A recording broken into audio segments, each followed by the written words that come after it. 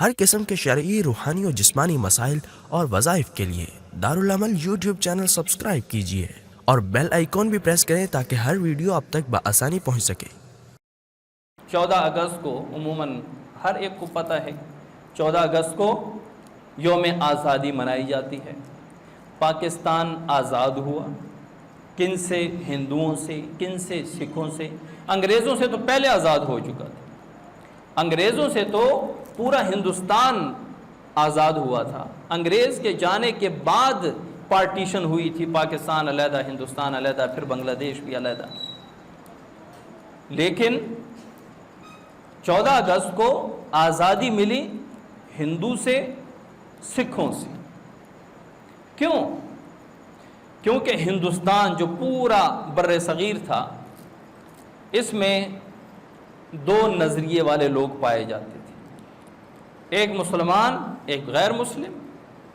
عموماً ہندوؤں کی اکثریت تھی تو اس لیے مسلمان اور ہندو دو نظریے پائے جاتے تھے۔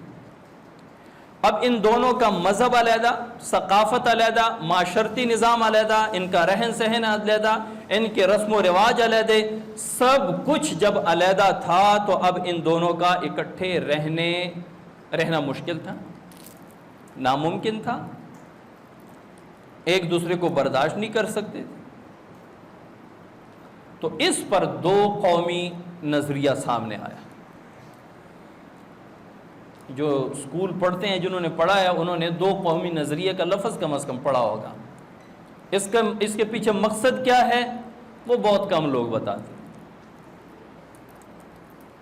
تو دو قومی نظریے تھے، ایک اسلامی نظریہ، ایک ہندوانہ نظریہ۔ اب دونوں کا کلچر، دونوں کا معاشی نظام، معاشرتی نظام، مذہب، عبادات، سب کچھ علیحدہ تھے۔ جب سب کچھ علیحدہ تھے تو اب مسلمانوں کے لیے ایک علیحدہ ملک کی ضرورت تھی، ایک علیحدہ خطے کی ضرورت تھی۔ کس لیے ضرورت تھی؟ تاکہ وہ اس میں نماز پڑھیں۔ نماز تو آج کا ہندو ہندوستان میں بھی پڑھ رہا ہے، اس میں روزہ رکھ سکیں۔ آج کا مسلمان ہندوؤں کے درمیان روزہ بھی رکھ رہا ہے، اس میں وہ تلاوت کریں۔ تلاوت تو ہندوؤں کے درمیان آج کا مسلمان بھی کر رہے ہیں۔ تو پھر یہ پاکستان بنا کس لیے؟ اگر کوئی کہے کہ ہم آزادی سے یہاں اپنی عبادات سر انجام دیں، سوائے گائے کی قربانی کے، اس میں وہاں پہ تھوڑا بہت وہ آتا ہے، وہ گائے کی جگہ بھینس بھی ذبح کر سکتے ہیں، چھوٹا بھی کر سکتے ہیں، اس کے کئی صورتیں بن سکتی ہیں، لیکن کسی عبادت پہ پابندی نہیں ہے۔ تو جو کہتے ہیں کہ جی پاکستان اس لیے بنا تاکہ ہم علیحدہ بیٹھ کے اپنی نمازیں، اپنی عبادات سکون سے کر سکیں، تو جاؤ، ہمارے بر صغیر کے سب سے بڑے مدارس ہندوستان میں ہیں۔ جامعہ دارالعلوم دیوبند ہندوستان میں ہے، دارالعلوم سہارنپور ہندوستان میں ہے، جو بر صغیر کے بڑے مدارس ہیں۔ تو یہ تو پھر فائدہ نہ ہوا۔ پاکستان کی آزادی کا اگر مقصد یہ تھا تو وہ مقصد تو پہلے بھی پورا ہو رہا تھا۔ مقصد کیا تھا؟ کہ ہم علیحدہ ایک ایسا ملک بنائیں کہ جس میں ہم اسلامی قوانین نافذ کر سکیں۔ یہ میں نہیں کہہ رہا، نہ آج کا عالم کہہ رہا ہے، نہ آج کا اسکالر کہہ رہا ہے، نہ آج کا پروفیسر کہہ رہا ہے۔ یہ بانی پاکستان قائد اعظم محمد علی جناح رحمۃ اللہ علیہ، انہوں نے کہا تھا 14 اگست 1947 یوم آزادی کے بعد ایک خطاب میں کہ ہم نے پاکستان اس لیے آزاد کروایا تاکہ ہم اس میں اسلامی قوانین نافذ یا آزما سکیں، اسلامی قوانین آزما سکیں۔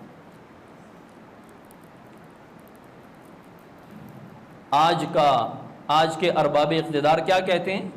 جی اسلامی قوانین نافذ نہیں کر سکتے، کیوں؟ پاکستانی عوام نہیں چاہتی۔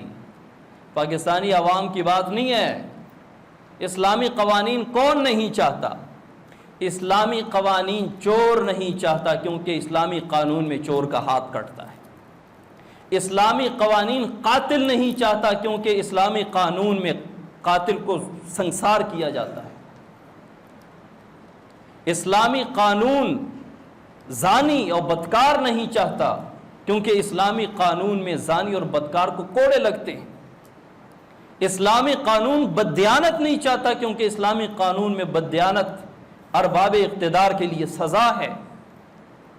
اسلامی قانون وہ سود خور نہیں چاہتا کیونکہ اسلامی قانون میں مکمل سود پہ پابندی ہوتی ہے۔ اسلامی قانون رشوت خور نہیں چاہتا کیونکہ اسلامی قانون میں رشوت کی گنجائش نہیں ہوتی، اور یہاں پہ پورا بازار رشوت کا گرم ہے۔ دینے والا بھی خوش ہے کہ چلو میرا کام ہو رہا ہے، لینے والا بھی خوش ہو رہا ہے کہ چلو میرا جیب گرم ہو رہا ہے۔ قاتل کو پتہ نہیں کہ میں کس لیے قتل کر رہا ہوں، مقتول کو پتہ نہیں کہ میں کس لیے قتل ہو رہا ہوں، بازار گرم ہے۔ سود کا یہ عالم ہے کہ کچھ عرصہ پہلے میں نے ایک پورا جمعہ بیان اس پہ ریکارڈ کیا تھا۔ وفاقی شرعی عدالت نے جو قانون بنایا تھا کہ پاکستان کے بینکاری سسٹم سے سود کو ختم کیا جائے گا، تو 5 بینک والے عدالت جا کے انہوں نے یہ کیس کیا کہ پاکستان کے یہ بینکاری سسٹم بغیر سود کے نہیں چل سکتا، ان کو یہ وفاقی شرعی عدالت کو کہیں کہ اپنا یہ کیس واپس لے لے۔ اتنے دھڑلے سے، اتنی جرت سے وہ سود کے حق میں کیس لڑ رہے ہیں کہ جی سود ہونا چاہیے پاکستان میں۔ تو یہ لوگ اسلامی نظام چاہیں گے؟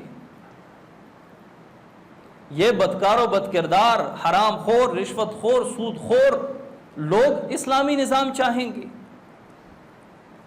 تو یہ بات غلط ہے کہ عوام اسلامی نظام کے حق میں نہیں ہے۔ اسلامی نظام کے حق میں چور نہیں ہے، ڈاکو نہیں ہے، قاتل نہیں ہے، زانی نہیں ہے، سود خور نہیں ہے، رشوت خور نہیں ہے، بددیانت نہیں ہے۔ باقی سب چاہتے ہیں اسلامی نظام۔ جتنا امن اسلامی نظام میں ہوتا ہے، جتنی خوشی اسلامی نظام میں ہوتی ہے، جتنی برکتیں اسلامی نظام میں ہوتی ہیں۔ مدینہ منورہ میں جب اسلامی ریاست قائم ہوئی تو برکتوں کا یہ عالم تھا کہ مدینہ منورہ مسجد نبوی میں سونے کا ڈھیر لگا ہوا تھا۔ ایک صحابی ادھر بیٹھا ہے، ایک ڈھیر کے اس طرف بیٹھا ہے، اس صحابی کو وہ صحابی نظر نہیں آ رہا، مال غنیمت آیا ہوا ہے، لیکن صحابہ تھے، ان کا سونے چاندی سے کوئی لینا دینا نہیں تھا۔ اسلامی ریاست میں پھر برکتیں بھی آتی ہیں، اسلامی نظام میں پھر برکتیں آتی ہیں۔